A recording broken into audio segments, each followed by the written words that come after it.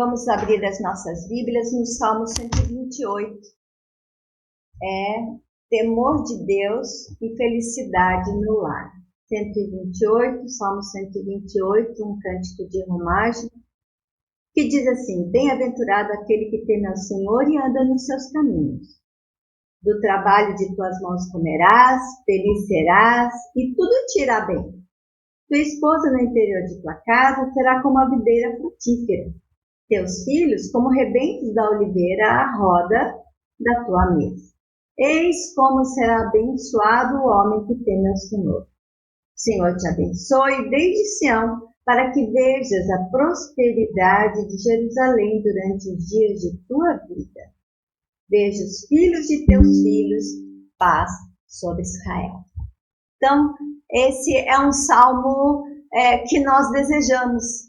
Todos nós estamos aqui porque todos nós queremos que o nosso lar esteja bem, que seja um lar que realmente ande nos caminhos do Senhor, que seja abençoado pelo Senhor. E a gente sabe que as investidas do inimigo são grandes para poder destruir a família, né? E graças a Deus que nós temos a palavra do Senhor, que nos ensina, que nos instrui, que nos adverte, muitas vezes também nos corrige, para que a gente possa andar bem e ter a nossa família toda no caminho do Senhor. E é por isso hoje que o pastor José Roberto está aqui com a gente, para poder falar um pouquinho a respeito do que a gente fazer nesses momentos tão difíceis pelos quais a gente está passando. Nós temos aqui, muitas mães, muitos pais, mas temos também avós que se preocupam, com os seus netos, com a situação de hoje. Então, vamos orar para a gente iniciar?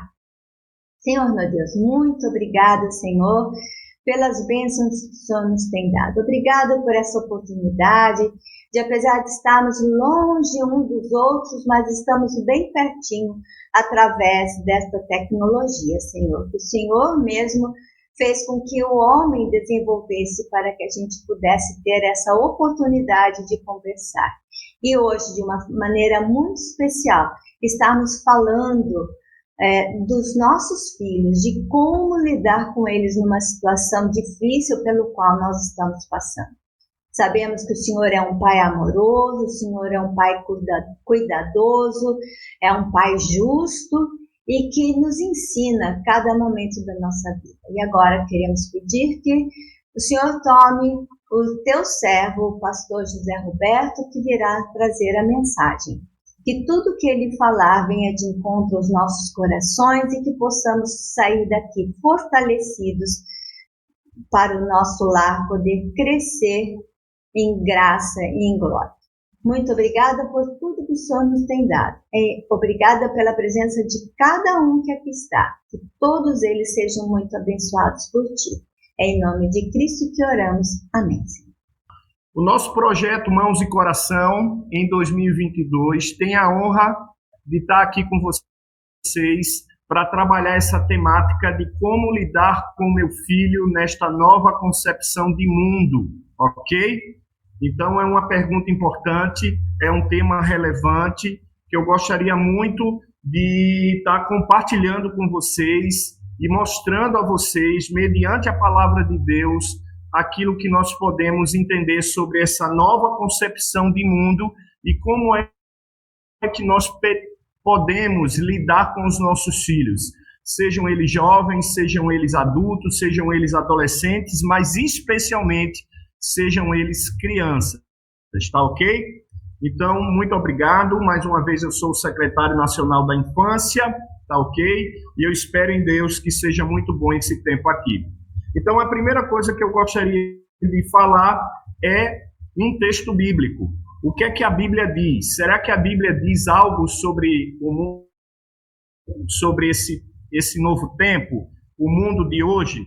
Existem vários textos, inclusive textos difíceis, não é? Porque quando a gente lê o texto, a gente fica meio que desanimado.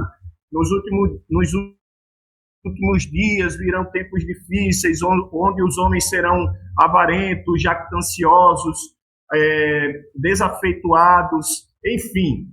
Mas eu queria pegar um outro texto aqui, além desse que eu citei, que é o texto de Paulo aos Coríntios, na primeira carta de Paulo aos Coríntios, no capítulo 9, no versos 19 a 23, tá? Que diz assim: porque embora seja livre de todos, fiz-me escravo de todos, para ganhar o maior número possível de pessoas.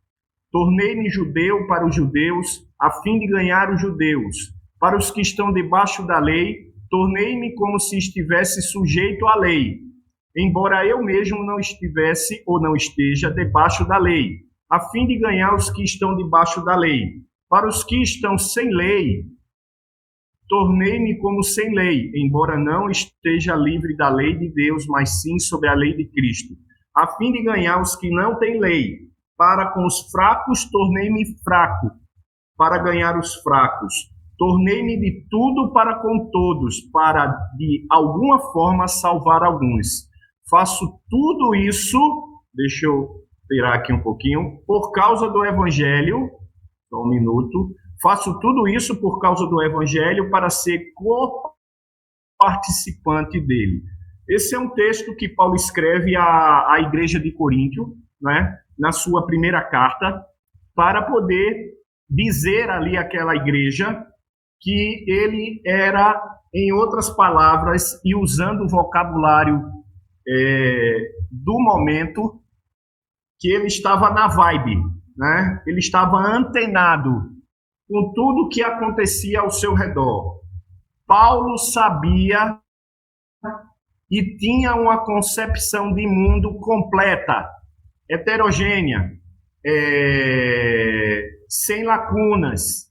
Ele sabia falar para quem era judeu, para quem não era judeu. Ele sabia falar e se envolver com aqueles que não tinham lei, com aqueles que obedeciam à lei de Moisés, enfim.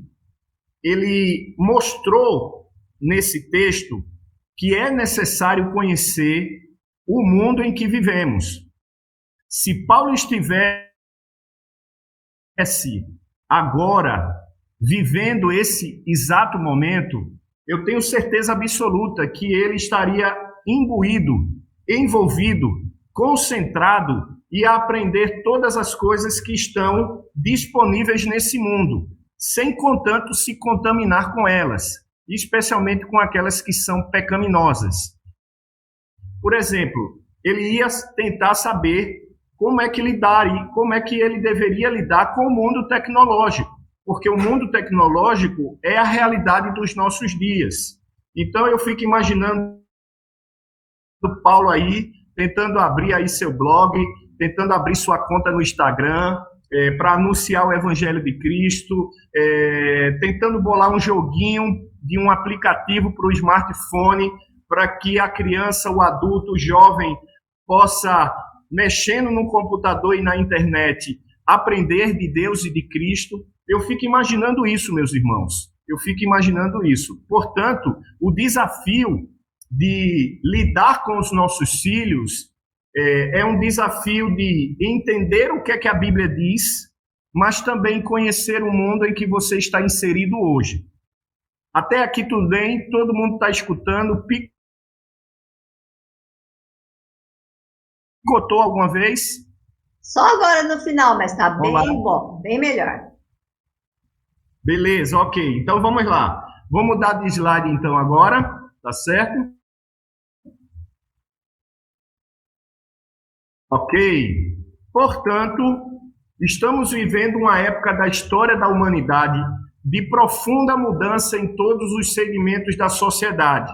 Existem mudanças políticas, mudanças econômicas, mudanças educacionais, mudanças sociais, mudanças financeiras, mudanças religiosas, né? Mudanças tecnológicas. O que paira sobre nossa geração é uma nova visão de encarar a realidade e de celebrar a vida. E nessas mudanças ocorridas, ou essas mudanças ocorridas, elas foram muito rápidas e de forma transacional. E isso nós chamamos de pós-modernidade, tá? Tá vendo a plaquinha aí? Tempo de viver coisas novas. Então, o que é novidade é o que interessa. Aquelas coisas mais antigas, mais tradicionais, elas estão sendo deixadas de lado. É claro que eu não estou dizendo com isso que eu concordo com isso. Não concordo. Eu acho que tem situações que são de tradição, são antigas e que precisam permanecer. Porém, essa nova estrutura, chamada pós-modernidade ou até mesmo modernidade líquida, que é algo que Zygmunt Bauman fala de maneira muito precisa, modernidade líquida, né, que é uma modernidade flexível, que a gente se adapta ao local onde nós estamos, como a água se adapta ao ambiente em que ela está inserida. Se for um ambiente quadrado, aquela água vai ficar no formato quadrado, ela vai preencher aquele formato quadrado. Se você colocar aquela mesma quantidade de água que estava num recipiente quadrado, num recipiente redondo, aquela água vai tomar a forma arredondada e vai ocupar aquele espaço arredondado, porque a água tem essa flexibilidade. Então, Zygmunt Bauman fala que nós somos assim, nós precisamos ser assim, nós precisamos ser flexíveis para nos adaptarmos a cada realidade de cada momento e de cada estrutura. Pensando nisso, eu quero trazer aqui para vocês a opinião de um pastor reformado, que eu tenho certeza absoluta que talvez você já tenha lido algum livro dele. Você já tenha,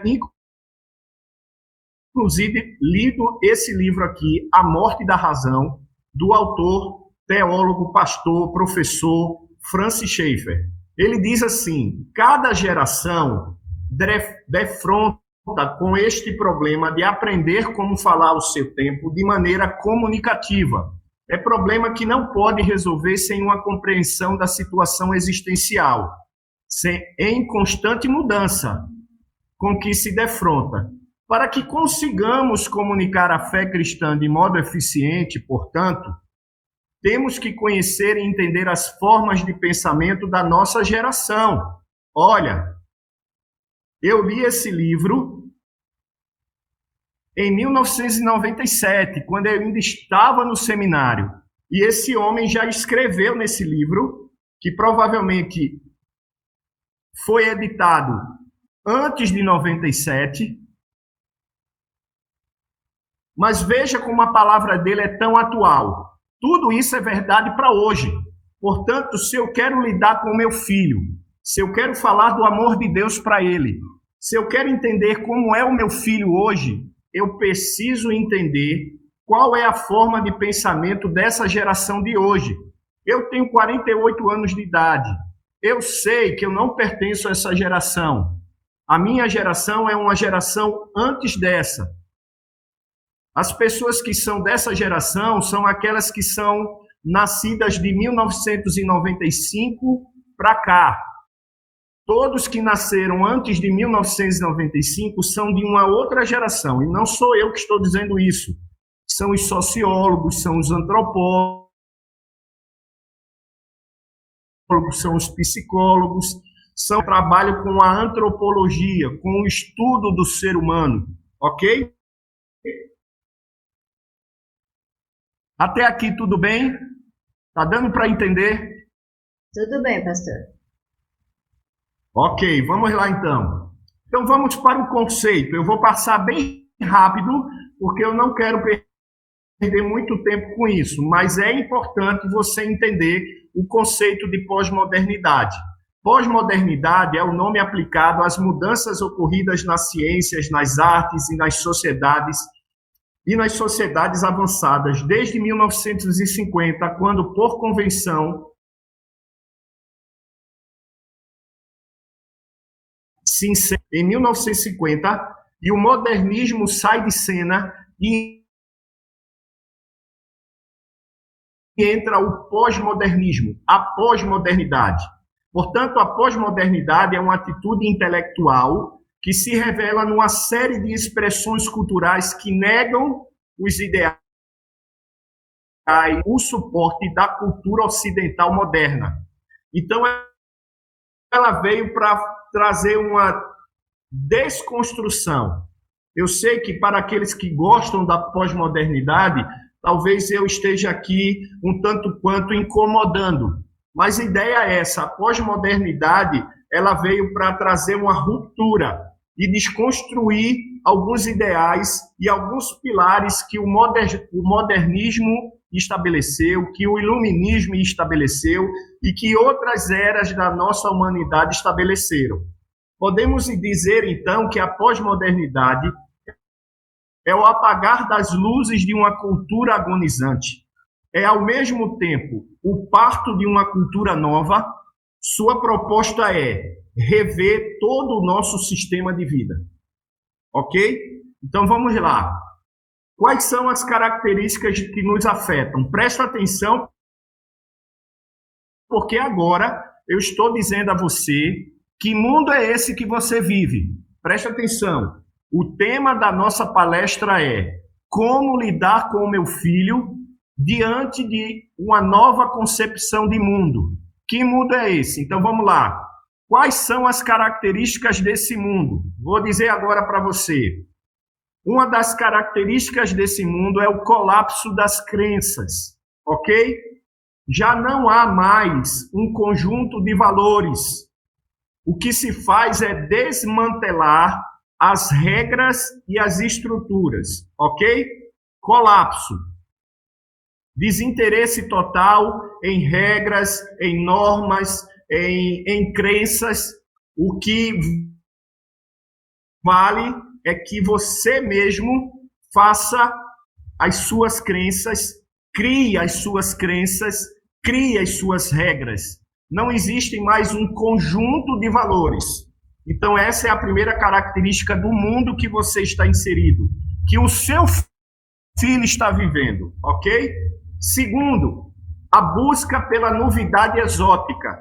Tá? Não sei se você está vendo a imagem, mas a ideia é essa. A ideia é buscar cada vez mais se mostrar ao mundo de maneira exótica, né? Pintam a unha, deixa o cabelo crescer, ou se não raspa, pinta o cabelo de todo, tá certo? Usam roupas chamativas, como você está vendo aí, a imagem. Mexem nos dentes, né, para afinar, para desafinar, para tirar. Então, assim, cada dia é um rolo novo. Cada dia é uma situação nova. Como diz essa música em espanhol, né, que diz assim: cada noite um rolo novo. Ontem o yoga, o tarô, a meditação. Hoje o álcool e a droga. Amanhã, quem sabe, a aeróbica e a reencarnação. Essa música tem como tema Como de Siete, Como Contarte. É uma música espanhola. Então, a mídia vai criando mitos. A mídia vai criando conceitos. A mídia projeta sempre o que é contra o que já estava estabelecido. O certo virou errado e o errado virou certo. Hoje a gente não torce mais pelo bonzinho da história, pelo herói da história, pelo mocinho da história. Hoje a gente torce pelo vilão, porque o vilão é o cara mais legal, porque o vilão é o cara da hora. Então a gente vai buscando essas novidades exóticas. Mas tem mais. Que outra característica? A característica de escandalizar. Como você está vendo aqui, tá certo? Assim como você viu no outro.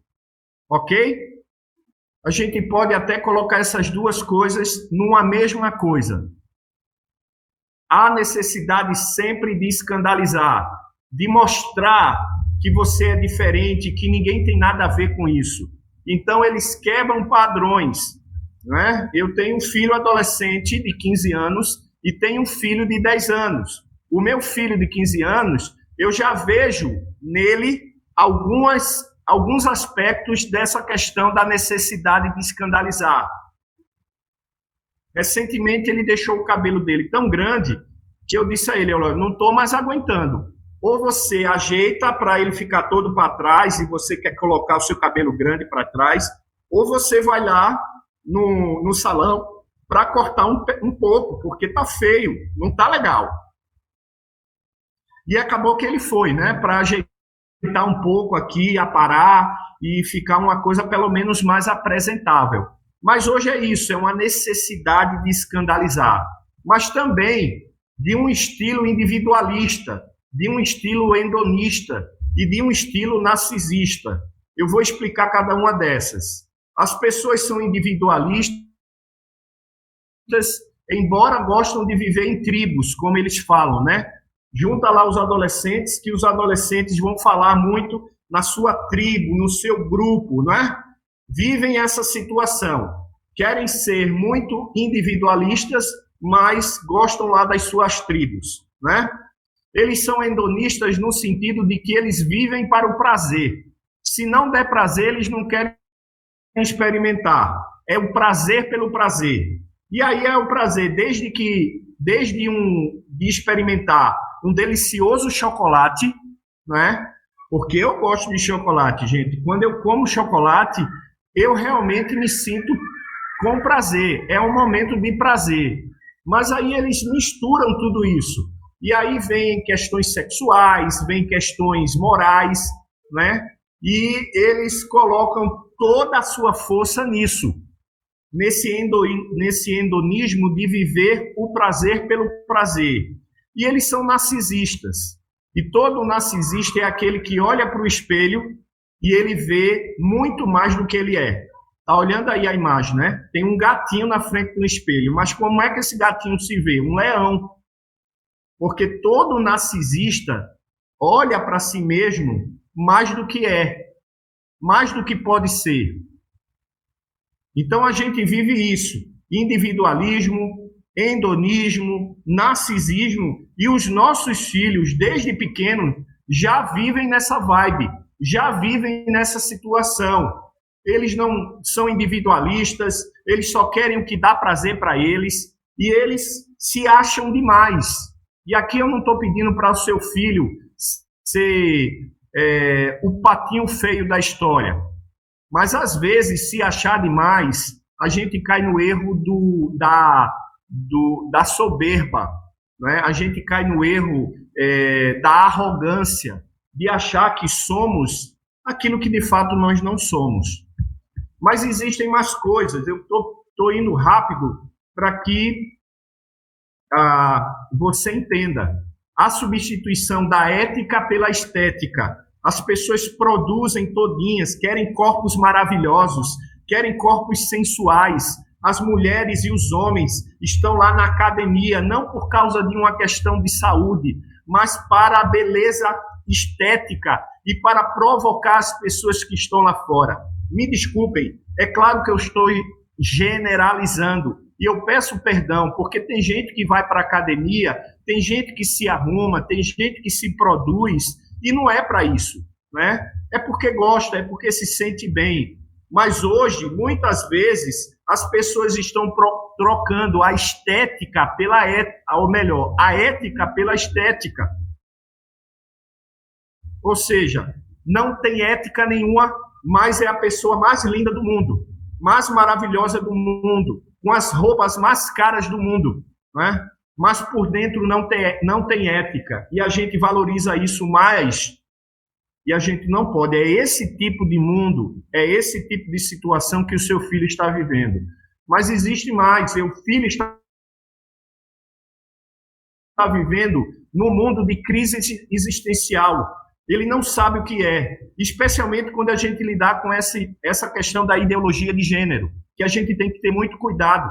Eles estão dizendo aí que a gente nasce sem saber o que a gente é, e que a gente só vai descobrir o que a gente é depois que a gente experimentar, né, todas as experiências da vida. Aí eu vou decidir se eu vou ser homem, eu não vou ser homem, se eu vou ser mulher, eu não vou ser mulher, se eu vou ser isso ou vou ser aquilo. Mas Deus nos diz que só existe homem e mulher. Enfim, eu não vou entrar aqui nesse mérito da gente falar sobre essa questão do combate contra a ideologia de gênero, porque não é essa a temática, mas que ela é e que ela está no mundo que o seu filho está vivendo, está, e você precisa cuidar disso. Quando o seu filho começar a perguntar quem ele é, você diz, você é de Deus. Você é um garoto, uma menina de Deus. Foi Deus que o fez. Foi Deus que o criou. Não perca tempo, porque essa crise existencial, mais cedo ou mais tarde, vai aparecer e você tem que ser forte, você tem que ser firme para dizer quem seu filho é. Além disso, nós estamos vivendo num mundo de pluralidade, não existe mais uma verdade absoluta. Todo mundo tem o direito de defender sua própria verdade. Todo mundo tem o direito de apontar o caminho que deve andar. Porém, a gente sabe que só existe um caminho, uma verdade, vida. E esse caminho, essa verdade, essa vida é Jesus Cristo. Por isso que ele diz, eu sou o caminho, a verdade e a vida. Ninguém vem ao Pai senão por mim. Além disso, tem os riscos digitais, não é?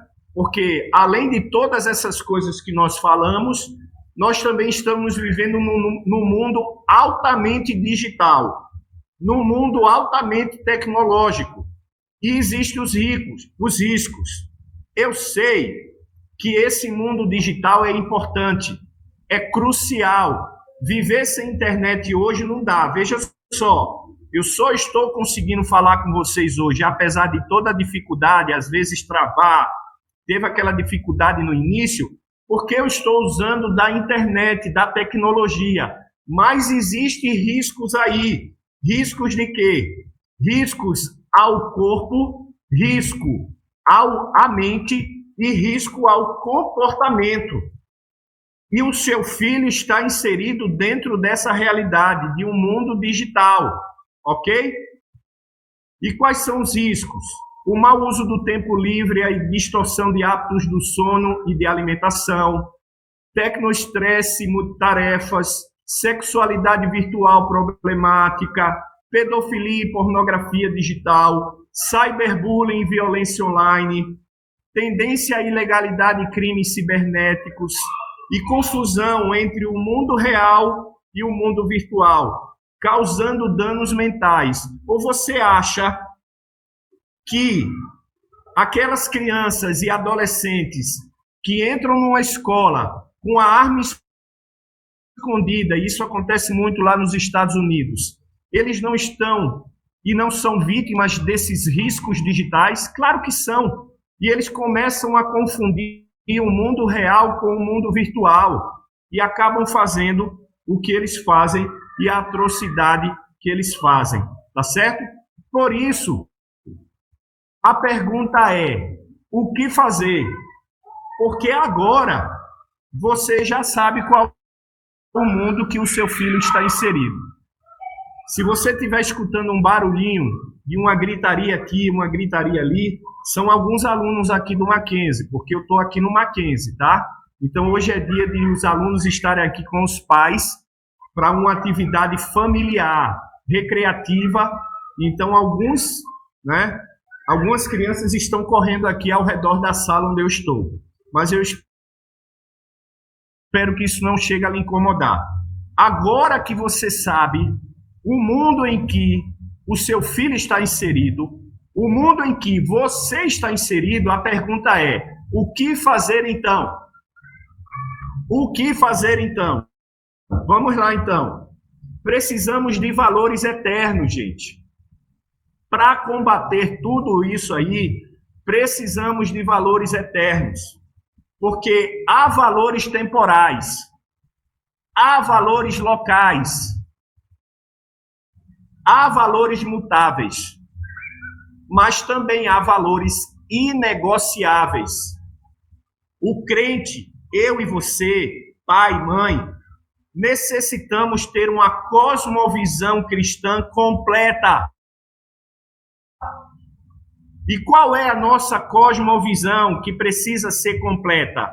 É aquela cosmovisão da criação, da queda da redenção e da consumação, ok?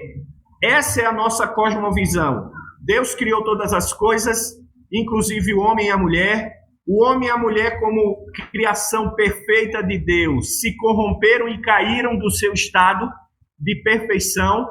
Essa queda trouxe uma bagunça a todo mundo, não só ao ser humano, mas a todo mundo. O pecado afetou a toda a existência, ao mundo, ao planeta, à natureza, a tudo.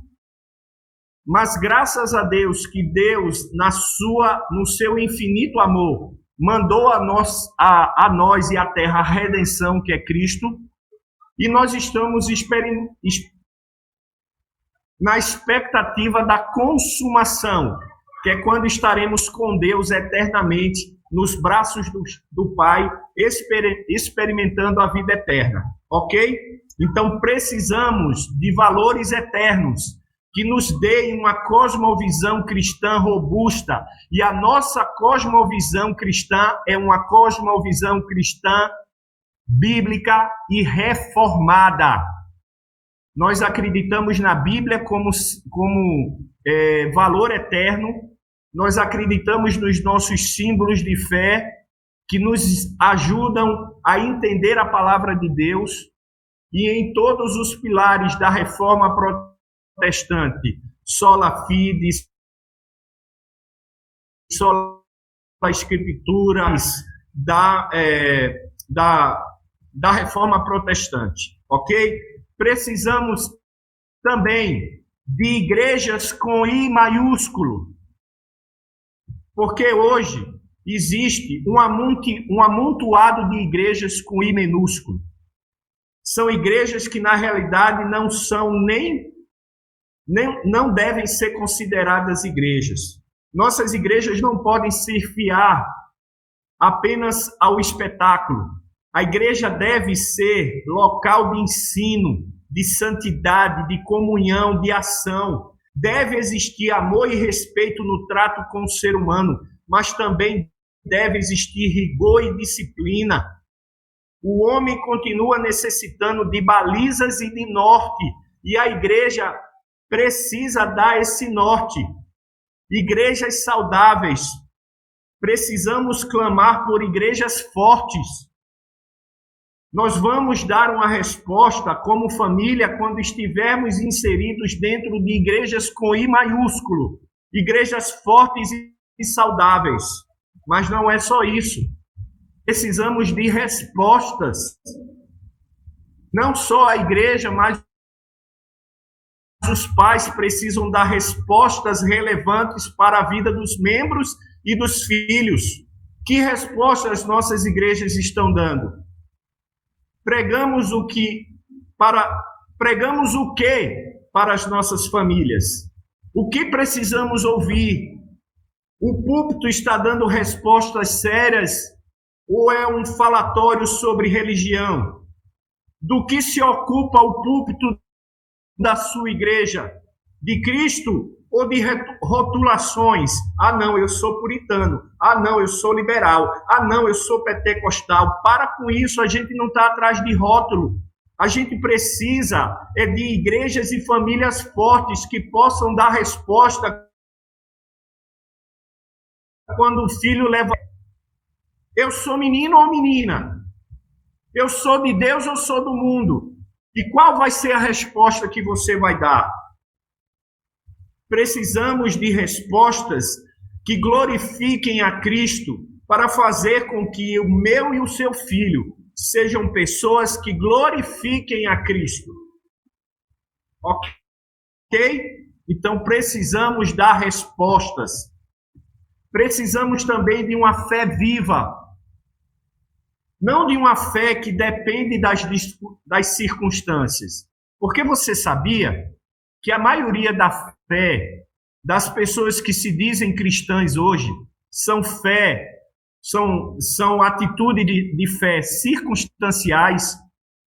Se não tiver tudo bem, essa fé desaparece. Parece que só tem fé quando está tudo bem. Portanto, Portanto, a nossa fé precisa ser viva, mesmo quando estivermos em momentos difíceis e também em momentos felizes. Parece banal, mas tem nexo no que eu quero dizer. E o que é que eu quero dizer? O cristão deve expressar o caráter de Cristo nas suas relações e no seu ambiente. O pós-modernismo ou o pós-moderno necessita ver o cristão como pessoas espirituais, coerentes em sua fé. Lembra de Davi? Quando foi colocado em xeque a fé do povo, ele disse: como é que vocês aguentam um negócio desse? Esse Golias vai chegar aqui e você vai aceitar isso? Ele pode vir com a força que ele tem, com o tamanho que ele tem, mas eu vou contra ele em nome do Senhor. Precisamos dessa fé viva, gente, porque estamos perdendo os nossos filhos para a internet, estamos perdendo os nossos filhos para os youtubers como Felipe Neto e a Companhia Limitada, que diz um monte de asneira e o seu filho está indo na orientação dele, no que ele está dizendo. Precisamos de uma fé viva para que o nosso filho entenda que a nossa fé precisa também ser a fé dele. O que devemos fazer? Precisamos de uma pregação cristocêntrica. A pregação precisa ser cristocêntrica. Quando eu estiver ensinando meu filho em casa, quando eu estiver ensinando meu filho no carro, quando eu estiver ensinando meu filho na igreja, quando eu estiver ensinando meu filho em qualquer lugar, eu preciso apontar para Cristo. Os nossos cultos, as nossas reuniões ou qualquer outro encontro em que fizermos para ouvir a palavra, essa palavra precisa ser cristocêntrica. Cristo precisa voltar a ser o centro e o interesse da pregação. Cristo precisa voltar a ter a primazia em nosso ensino. Cristo precisa voltar a primeiro lugar no nosso púlpito, na nossa vida, na nossa casa, na nossa família, no nosso coração. Chega de estrelismo. Nós precisamos apontar para Cristo. O meu filho Pedro, o meu filho Davi precisa saber quem é Cristo. Eu, na minha vida, naquilo que eu digo, naquilo que eu falo, naquilo que eu prego, preciso mostrar para os meus filhos quem é Cristo. Se eu fizer isso, não tem nada nesse mundo, mudança e aspecto nesse mundo que vai tirar do coração dele essa verdade, que Cristo é o centro. Mas vamos lá, porque precisamos dar passos a mais. E que passos a mais são esses? Para poder lidar com os nossos filhos mediante uma concepção nova de mundo. Evangelizar na palavra. Olha o que é que Marcos 13:31 diz. Passará o céu e a terra, mas as minhas palavras não passarão. Foque na palavra de Deus. A palavra de Deus é atual para hoje, como foi atual há 30 anos atrás, como foi atual há 50 anos atrás, como foi atual há 100 anos atrás, como foi atual há 200 anos atrás, não importa. A Bíblia é a Bíblia e a palavra de Deus não passará. Passará o céu e a terra, mas as palavras de Deus não passarão. Então, foque na palavra, tá ok? Ao focar na palavra, só um minuto aqui, você vai entender que essa palavra é eficaz, porque ela é perene, porque ela é atemporal, porque ela é absoluta. Vamos entender um pouquinho sobre isso? Quando eu falo de perene, eu estou falando do quê? Eu estou falando que essa palavra, ela dura para sempre. Quando eu falo que algo é perene, eu estou dizendo que dura para sempre, é aquilo que é eterno. Por isso, desde lá, do apóstolo Paulo, do apóstolo Pedro, desde lá do Antigo Testamento com os profetas, Tudo aquilo que a palavra de Deus diz permanece perene, permanece eterno, permanece perpétuo, que se conserva durante muito tempo, que não pode ser interrompido, ele é contínuo. Por isso a palavra de Deus é tão importante e eu preciso focar nela, porque ela é perene, mas ela também é atemporal. Não existe tempo para ela. Não. Esquece a Bíblia, que agora não é tempo da Bíblia. Talvez daqui a 10, 15 anos voltemos ao tempo da Bíblia. Não. A Bíblia é atemporal, ela serve a todos os tempos. Ok? A Bíblia não é afetada pelo passar do tempo. Ela faz parte de qualquer época e qualquer tempo. Ok? Então ela é atemporal, intemporal, mas ela também é absoluta. Ela é independente, ela é ilimitada, ela é soberana, ela não tem restrições, ela é completa. O que tem nela é imperativo, não é opção, é imperativo, e ela não padece de contradições. A gente não encontra contradições na Bíblia. Por isso, queridos, foco na palavra de Deus. Quer lidar com seu filho que vive numa concepção de mundo diferente da sua? Foca na Bíblia, irmão. Foca na Bíblia, ok? Porque focando na Bíblia, eu vou neutralizar os efeitos do relativismo moral. E como é que eu vou neutralizar os efeitos do relativismo moral? Com o antídoto que é o evangelismo. E o evangelismo tem que estar pautado numa visão, no entendimento, na clareza e na agilidade. Eu não sei se você já ouviu aí alguém da administração, do direito, enfim, da área de ciências sociais, ciências humanas, né? Falar sobre o VUCA. O VUCA é um termo inglês, americano, né? Que fala sobre visão e tal. Aqui, numa tradução para o português, eu trouxe aí visão, entendimento, clareza e agilidade que precisam estar no evangelismo, no antídoto para neutralizar. E quando a gente fala de evangelismo, a gente está falando de evangelho. Quando a gente está falando de evangelho, a gente está falando de palavra de Deus, não é isso? Então vamos lá. Olha só. Quando a gente fala de visão, a gente precisa, pai e mãe, professor, você que está lidando com a criança, que está num mundo totalmente diferente do seu quando você era criança. Seja um visionário, levando-o para fora da tenda, disse-lhe, Gênesis 15, 5, olha para o céu e conte as estrelas, se é que podes contá-las. E prosseguiu, assim será a sua descendência. Deus deu uma visão a Abraão. Deus deu uma visão a Abraão.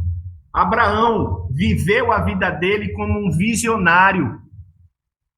Portanto, você precisa viver a sua vida com relação aos seus filhos como um visionário. Tenha perspectiva. Perspectiva é entender o passado, compreender o presente e antecipar o futuro.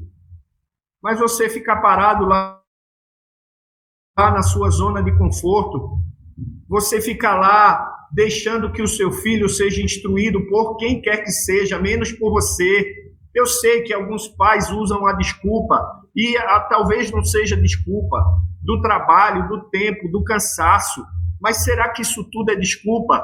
Seu filho está se perdendo, seu filho está escutando outros mestres quando ele deveria estar lhe escutando. Tenha entendimento. E o que é que eu quero dizer com isso? Romanos 12, 2 diz assim, e não sedes conformados com esse mundo, mas transformai-vos pela renovação do vosso entendimento, para que experimenteis qual seja a boa, agradável e perfeita vontade de Deus.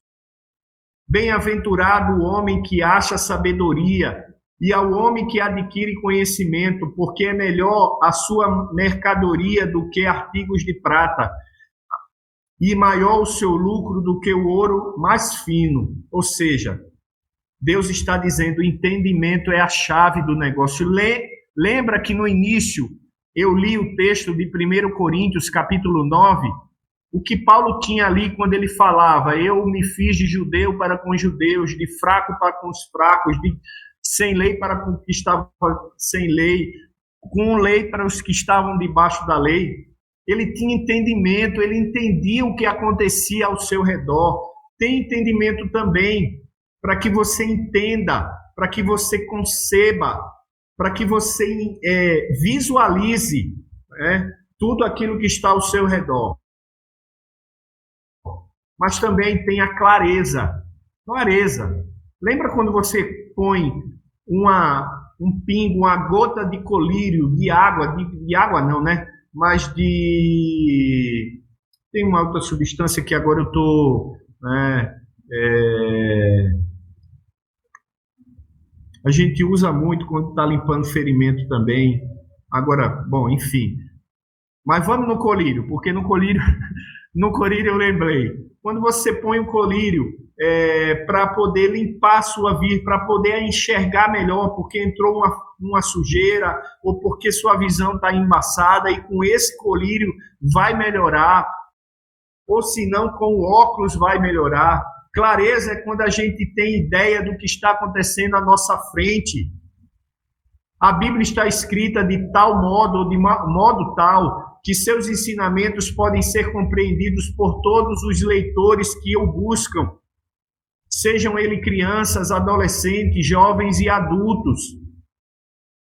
A Bíblia é absolutamente clara em revelar o seu propósito maior, Jesus Cristo. Quando a gente está cego, a gente abre a Bíblia para começar a enxergar. A Bíblia, ela nos dá clareza, nos dá visão. Tá?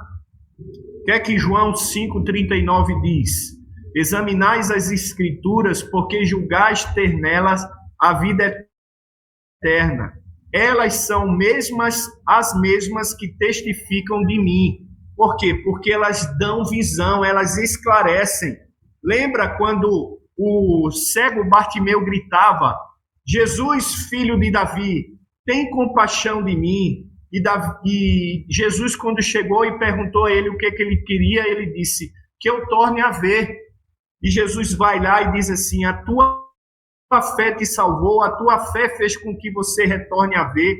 E aquele homem viu, aquele homem observou. Lembra daqueles outros 2 discípulos que foram caminhando com Jesus sem saber quem era Jesus, no caminho de Emaús, e num momento X, num momento especial, deu um start neles e foi como se aquela cegueira saísse e eles entendessem que quem estava do lado deles era Jesus Cristo. É isso que a Bíblia faz com você. Ela tira o tampão, ela tira a cegueira, ela faz com que você tenha a clareza das coisas, tá? Mas também agilidade. Olha o que Joel 3:11 diz, apressai-vos e vinde, todas as nações em redor, e ajuntai-vos, ó Yahvé, faz descer para lá os teus guerreiros, né? Não é tempo de perder tempo.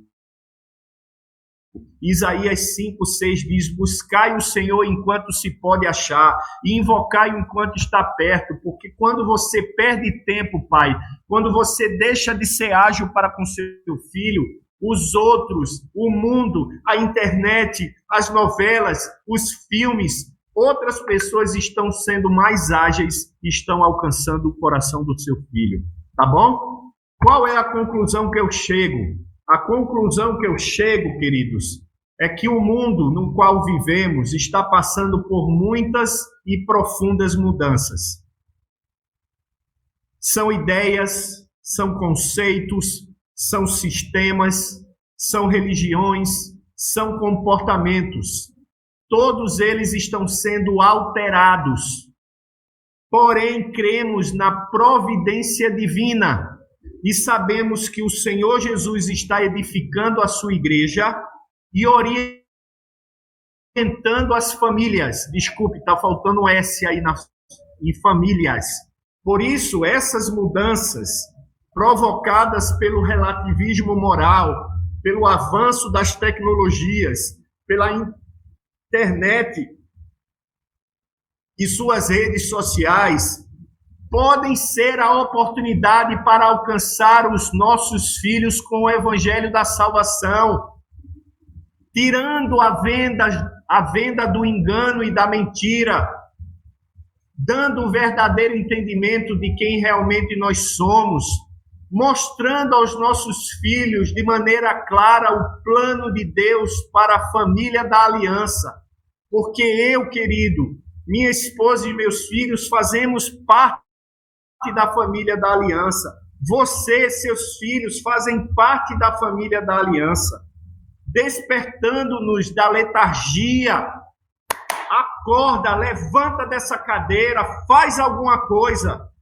Observa a oportunidade de comunicar o amor de Deus enquanto há tempo. Enquanto há tempo. Portanto, o mundo do seu filho pode até ser diferente do mundo quando você era criança.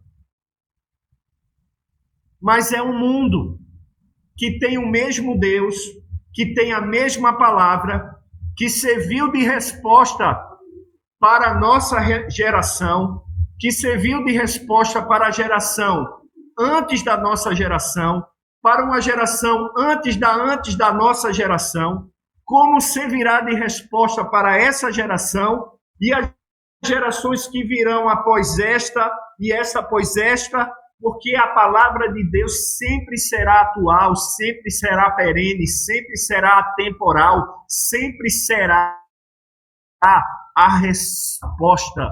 Por isso, quer lidar com seu filho nessa nova concepção de mundo? Entenda que mundo é esse, mas foque nas Escrituras. As Escrituras são as respostas, ou é melhor, a resposta para toda essa situação que o seu filho vive hoje. Lá nela, nós encontramos resposta para tudo. Não é assim? E eu vou encerrar com o que diz. Não é assim o que Paulo diz lá em 2 Timóteo capítulo 3?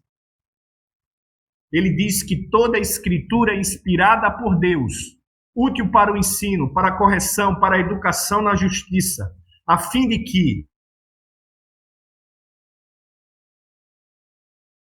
a mulher, quando ele diz homem, é homem no sentido geral, o homem de Deus seja perfeito e perfeitamente habilitado para o mundo que ele vive. Ou seja, para toda boa obra é para viver nesse mundo como Deus quer. Então, foca na palavra de Deus. Que o Senhor então nos abençoe, que o Senhor então nos guarde. Essa era a palavra que eu tinha para compartilhar com vocês. Espero que vocês tenham entendido, espero que não tenha picotado e espero que tenha sido bom para vocês, como foi bom para mim.